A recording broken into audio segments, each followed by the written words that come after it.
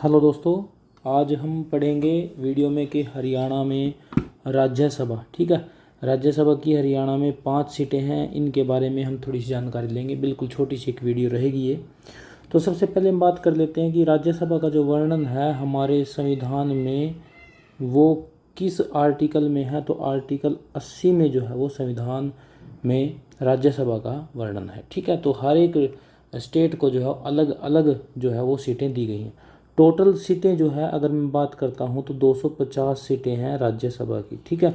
जिसमें से 233 जो है सदस्य राज्यों से आते हैं और 12 सदस्य जो है राष्ट्रपति द्वारा क्या किए जाते हैं जी, मनोनीत किए जाते हैं, ठीक है। इस राज्यसभा को जो है उच्च सदन या फिर स्थायी सदन भी बोलते हैं, क्योंकि ये कभी भी भंग नहीं होता। एक जाता है दूसरा आ जाता है, इस तरीके से जो है वो इसका डायरेक्ट चुनाव भी नहीं होता है, ठीक है। तो इसको जो है स्थायी सदन भी बोला जाता है। और राज्यसभा का जो गठन है ये इम्पोर्टेंट हो जाता है जी, 3 अप्रैल 1952 को राज्यसभा का गठन हो जाता है, ठीक है, 250 सीटों के साथ, ठीक है। अब हम बात कर लेते हैं जी, हरियाणा में जो 5 सीटें, 10 क्या हैं लोकसभा सीटें हैं और 5 हैं हमारे इसमें राज्यसभा सीटें। तो जो 5 राज्यसभा सीटें हैं इसमें कौन कौन है, ठीक है। एक व्यक्ति हैं जी रामचंद्र जांगड़ा जो बीजेपी से हैं। दूसरी हैं किरण चौधरी जो किससे हैं, बीजेपी से हैं।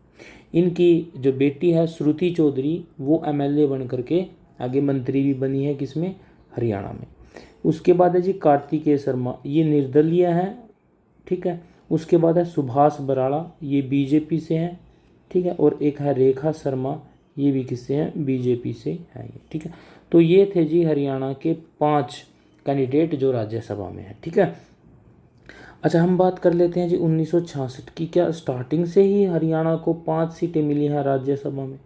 तो हरियाणा को स्टार्टिंग में सिर्फ 3 सीटें ही मिली थी।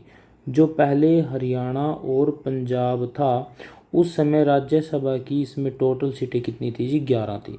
तो उसमें से 3 सीटें किसके पास चली गई थी जी, हरियाणा के पास चली गई थी। और 8 सीटें किसके पास रह गई थी उस समय, पंजाब के पास रह गई थी।